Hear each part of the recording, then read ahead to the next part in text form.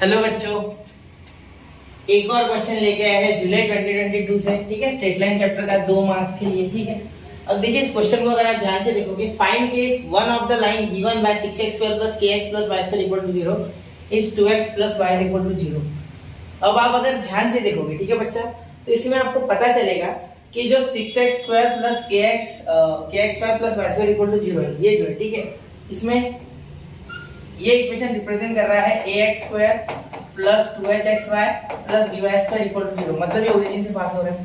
ठीक है, और इसी में एक चीज थी, याद है आपको, ये छोड़ो, ये फिलहाल देखो मत। इसी में आप जानते थे कि m1 + m2 = -2h/b। ठीक है, और m1 × m2 क्या था? a/b। आशा है मुझे आपको ये याद होगा। ठीक है, ये था, यहाँ फॉर्मूलाज याद होने चाहिए दोनों।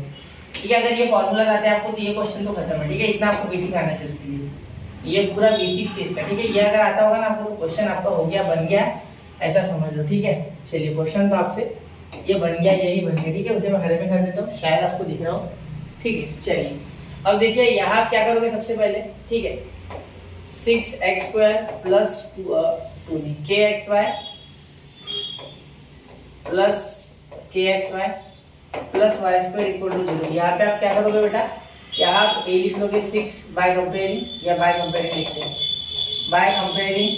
ठीक है, बाय कंपेयरिंग विथ भी लिख लो चाहो तो, और विथ के बाद क्या लिखोगे आप, ax² + 2hxy + by², ऐसा पूरा लिख लो। ठीक है, पूरा लिखो आप। ठीक है, आगे देखो, a आ गया आपका 6 बेटा। ठीक है, b आ गया आपका 2h। ठीक है, समझ रहे हो ना मेरी बात, 2h यानी सॉरी b आ गया, 2h आ गया आपका k, सॉरी 2h आ गया आपका k, इसका मतलब h क्या हो गया, k/2, तो h लिख देंगे k/2। ठीक है, h लिख देंगे k/2, क्या लिख देंगे, k/2। ठीक है, और b क्या आ गया बच्चा, b आ गया आपका 1। देखो 1 है यहाँ y² के बाद, इसलिए 1। ठीक है, चलिए यहाँ तक तो बात क्लियर होगी, पूरा डिटेल यहाँ से समझिए आपको। ठीक है, अब ये 2x + y का क्या करें सर? बच्चा हम जानते हैं m1 + m2 क्या होता है। ठीक है, -2h/b। ठीक है, और m1 m2 क्या होता है, m1 × m2 क्या होता है, मल्टीप्लाई प्रोडक्ट, ये होता है बेटा a/b। बिल्कुल, ये दोनों बातें आप जानते हो। ठीक है, ये क्लियर है आपको। ठीक है, फिर यहाँ क्वेश्चन आपको अगर ये आता है ना तो क्वेश्चन आपके लिए आसान बन जाता है। ठीक है, ये आपको आना चाहिए इसमें। ठीक है, चलिए अब आगे देखिए क्या बोला है, 2x + y। ये इसमें का ही एक इक्वेशन है, मतलब इससे आपको एक स्लोप मिलेगा। ठीक है, इसका अगर स्लोप इस लाइन का निकालेंगे हम, तो ये इसका सॉल्यूशन होगा वो। ठीक है, ये जो है आपका इक्वेशन, ठीक है, एक इसमें का स्लोप इसका सॉल्यूशन होगा, क्योंकि इसके दो सॉल्यूशन होंगे। ठीक है, समझ लो ना, ये एक समझ लो इसको समयोसिफ, ये है नहीं, एक्चुअली क्वाड्रेटिक नहीं है। अगर इसको आप x² से डिवाइड करोगे ना इस तरीके से तो ये क्वाड्रेटिक बनता है। ठीक है, पहले नहीं होता है ये। ठीक है, तो पहले ये क्वाड्रेटिक नहीं है, बाद में बनता है। ठीक है, x² से जब आप डिवाइड करते हैं, ठीक है, तो उस केस में m1 और m2 इसके दो रूट्स आते हैं। ठीक है, आपको पता होगा, उसके मैंने फॉर्मूले बताए हैं। ठीक है, आपको याद नहीं है तो मैं बता दूं, -h ± √h² - ab/b। ठीक है, ये आपको याद होगा, 2b होता है। ठीक है, क्लियर? चलिए अब मैं आपको आगे बता दूं इसकी बात। अब m1 m2 m1 × m2, ठीक है, इसका फॉर्मूला आपको आता है। ठीक है, चलिए इसके आगे करते हैं। तो यहाँ आपको समझेगा, ये पूरा सिनेरियो देखने के बाद इसमें का एक जो है, ठीक है, इसमें का अगर आप स्लोप निकालो, ठीक है, तो इसमें का जो m रहेगा, इसका जो स्लोप रहेगा वो इसका रूट रहेगा। ठीक है, तो in that case 2x + y = 0।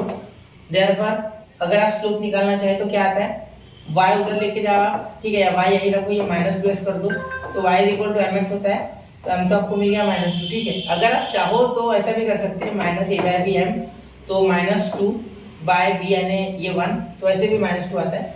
लेकिन आपको अगर नई फॉर्मूला आता है इन दैट केस, ठीक है, तो m मैं डायरेक्टली लिखता हूँ यहाँ -2। ठीक है, फॉर्मूला लगा दिया मैंने a/b। ठीक है, देयरफॉर ये m1 देते थे। ठीक है, m1 क्लियर?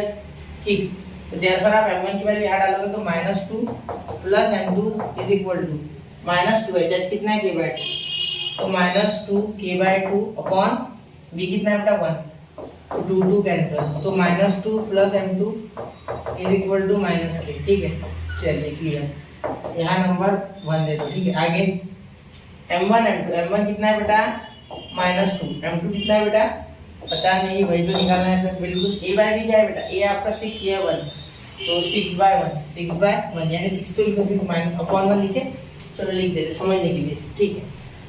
अब यहाँ अगर आप ध्यान से देखोगे तो M2 आपका क्या आ गया यहाँ से, M2 आ गया, ये डिवाइड करने के बाद -3 इतना आ गया -3, M2 -3, ठीक है। अब ये 2 यहाँ -3 डाल दो, ठीक है। तो यहाँ लिख देंगे फ्रॉम 1 and 3, फ्रॉम 1 and 3 का क्वेश्चन जितना हार्ड लगता है उतना है, 1 and 3 में 2, ठीक है। तो देखिए क्या हो जाएगा, -2 + M2 = 2 k, ठीक है। तो M2 तो आपको पता है कितना है, -3, तो -3 लिखा तो ओके बिल्कुल -3 लिख सकते, ठीक है। -k, तो यहाँ देखिए बच्चा, यहाँ आ गया -5 = -k, माइनस कैंसिल किया गया आपका 5, ठीक है बच्चा। देखिए यहाँ माइनस मेरा गलत हो गया था, ठीक है। तो आपको ध्यान देना है कि यहाँ माइनस गलती से भी आपका गलत नहीं होना चाहिए, वरना आपके 2 मार्क्स जाएंगे, ठीक है। तो चलिए मिलते हैं अगले लेक्चर में, पढ़ते रहे, आगे बढ़ते रहे। जय हिंद, जय भारत।